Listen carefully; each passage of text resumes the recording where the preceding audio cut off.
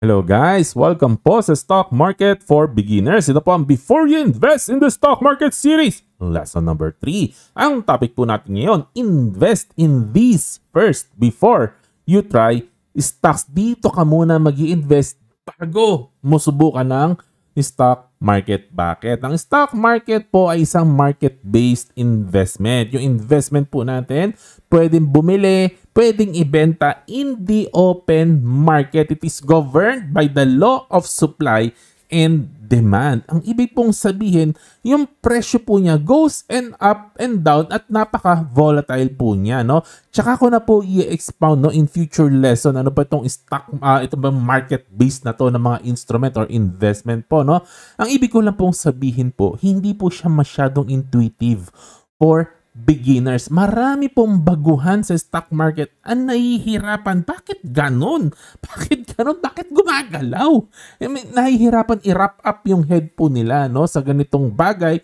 So, sometimes it takes months, minsan taon bago maintindihan, ganun pala yun. No? So, kapag hindi po tayo prepared no sa ganong nature ng stock market, magiging stressful po at confusing no ang pangyayari sa ating investment no. So kaya po napaka-importante mag-uumpisa po muna tayo sa mga investment na protected ang principal. Ibig pong sabihin, yung principal po ay laging nandoon. Halimbawa, nagpasok ka ng 100,000, ibig sabihin, alam mo, 1 month from now, meron ka pa rin 100,000. Ang pinag-uusapan na lang po, magkano ang kikitain. Pero yung principal mo, safe po siya. Hindi po nag-up and down yung value ng principal po ninyo. Ang problema lang po no, dito po sa mga principal protected investment, sometimes medyo maliliit po ang returns po niya. Kasi po ang focus po natin dito ay safety. Yung principal mo hindi mawawala. Protected po siya. No? So, dito po tayo magbibuild ng solid base. Ito po ang base po muna natin bago tayo susubok ng stocks later. Ano ba ibig ko sabihin pag sinabing principal protected investment? Ito po yung mga simple lang po. Kumbaga sa basketball, layup lang po. Halimbawa, time deposit. Kung hindi pa po natin nasubukan yung time deposit, maaari nating i-consider. No? Kung ayaw natin ng time deposit kasi ang haba ng commitment, usong-uso po ngayon mga digital bank na mataas ang interest kahit hindi ka nakalak na matagal na panahon. Ano pa? Pag-ibig MP2, may pinoprovide po ang government po natin. Pag-ibig MP2, tsaka SSS Swiss Plus na mataas din po ang interest. Protektado din po ang ating principal. Ayan. No? So, yun po ibig ko pong sabihin. Hindi po siya in the open market. Bakit importante ito, Kuya John? Bakit importante? Sasabihin ko po sa inyo. No? Kasi po, ang stock investing po, may learning curve po siya. Hindi po siya ganun kadali ma-absorb at matutunan. Sa umpisa po, hindi po talaga kayo makaka-perfect po dito. Kahit summa cum laude, napakatalino po ninyo, pagpasok nyo po sa stock market, mag-uumpisa po kayo sa mistakes and that is normal.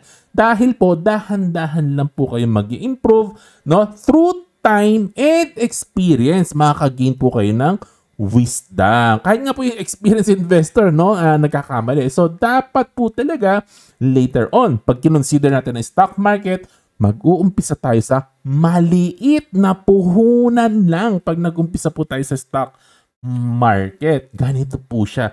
Kailangan po may solid base po muna tayo ng mga safe na investment. May strong base ka. Kumbaga may suporta ka sa ilalim. Hindi yung uuga-uga ang buong structure mo. Sa papaanong paraan, Kuya John? Halimbawa, mag-build ka muna no, ng 200,000. For example lang po ito. No? Halimbawa, may 200,000 ka no, na nakapasok sa time deposit o nakapasok sa digital bank po. No? So, safe na safe, may 200,000 ka. Tsaka ka ngayon magta-try ng stock market na maliit lang. Halimbawa, 10,000. Ngayon, kung may mangyaring masama at sigurado dahil nag-uumpisa ka lang, no, may pagkakamali ka. So, dyan sa 10,000 na yan, no, maaari may talo ka dyan. So, halimbawa natalo ka ng 10%, that is 1,000. So, 1,000 out of 210,000 na puhunan, hindi po siya magiging masakit sa inyo.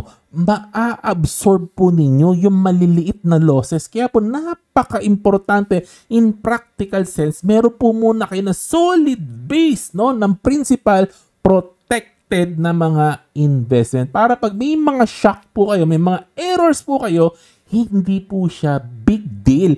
At dire-diretso lang po kayo mag-aaral na hindi po kayo masyadong natatakot. Kasi ganito po ang magiging journey po ninyo sa stock market, no? Sa umpisa po, marami kayong mali. Sa 10 ginawa po ninyo, maaaring 3 yung tama at tsamba pa po yung 3 dyan.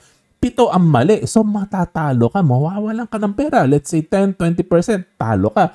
Pero after some time, no? After several months, no? Or maybe a year or 2, no? 5 yung tama mo, 5 yung mali, break even ka na. Later on naman po, after 2 years, 3 years, ayan, gumagaling ka na kasi marami ka ng experience. Halos hindi ka na nagkakamali. Bihira na. Nagkakamali ka pa rin. Lahat naman nagkakamali. Pero bihira na po. Kaya po, puro panalo na po kayo noon. So nakuha niyo po yung sense. Sa umpisa, marami kayong talo. Later on, puro kayo panalo. So critical po, habang nag-uumpisa po kayo, meron po kayong safety net. Yun po ang ibig ko pong sabihin. Kasi po ito po ang nagiging problema na nakakagigil.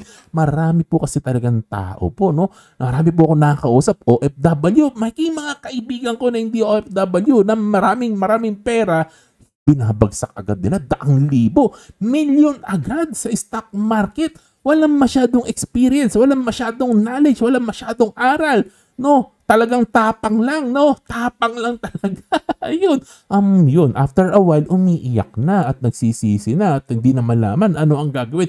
Yun ang ayaw natin ang nangyari po sa inyo. Kaya gusto po natin, no, meron muna kayong mga safe na investment. Tapos, papasok kayo sa stock market later, maliit lang ang puhunan, dahan-dahan po ninyong palalakihin habang gumagaling na po tayo at habang nagkakaroon po kayo ng skill. Dapat po kasi nauuna yung learning bago yung all-in. Ang problema sa iba, all-in po agad. Okay po, no? Okay.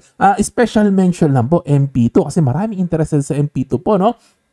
Ang masasabi ko po sa MP2, 7% na po nag-average, no? Annually, no? Ang pinamimigay nilang dividends or sabihin natin return, 7% po, no? Pag kayo po ay beginner po sa stock market, ang hirap pong talunin po niyang 7% for beginners, no? So, kaya ini-encourage ko po kayo, no? Bago mag-stock market, maglaro muna kayo ng konting MP2 po, no? Isama niyo po ito sa portfolio po ninyo, no?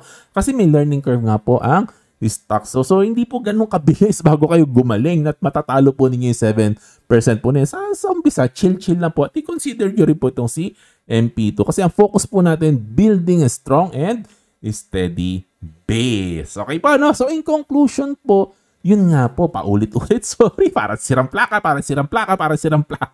Start with a stable, principal protected investment, you know? In stocks kasi, we will struggle and make mistakes. At first, sa umpisa lang naman po yan. Para kang nagbabike, sa umpisa ka lang masusugatan o magkakaroon ng gasgas sa tuhod. Later on, hindi ka na magkakagasgas, gagaling kayo, no? Over time, you learn, you gain confidence, you improve, you gain experience, no? Ayan, as our skills grow, naturally, may expand na po natin later yung investment natin sa stocks. Pero yung unang first few years po natin, ay hindi po siya magiging masyadong masakit at mas magiging steady po ang pag-invest natin sa stock market. You will know kapag time na napalakihin ninyo na ang stock portfolio po ninyo, no? Malalaman mo na kung ready. Ikaw na mismo ang makakasagot. Ang good lang ang daldalan natin.